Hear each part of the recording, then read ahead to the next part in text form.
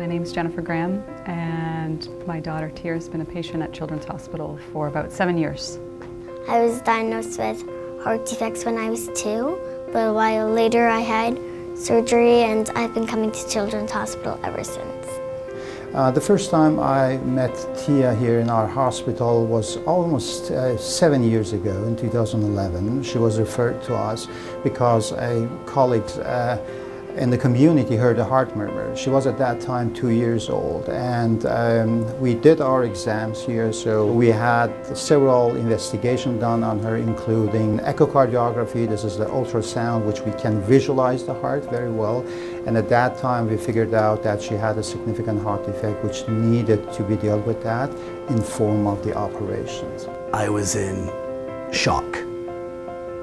I wasn't prepared for what I was hearing and what we're about to go through.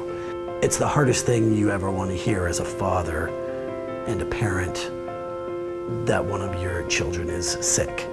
After sort of that darkness of that diagnosis, hearing that they could and they were going to help her was just such a relief, and it was actually kind of joyful in that moment. Fortunately, the results were very good, and she is developing greatly. And I see her, this 2 years old child, now getting to the young lady, very energetic, and I'm impressed how the family is taking care of that, because you shouldn't forget what kind of a stress this is for the family. And I see how they cope with that.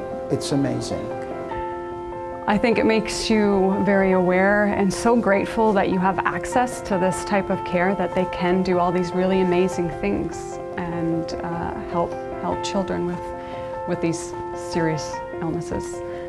I'm really grateful that they're there for me, and when I'm always scared, they comfort me and they look after me. Very good, they take very good care of me, and it's really great being a patient here at Children's Hospital, and yeah, I'm pretty sure they're grateful having me here too.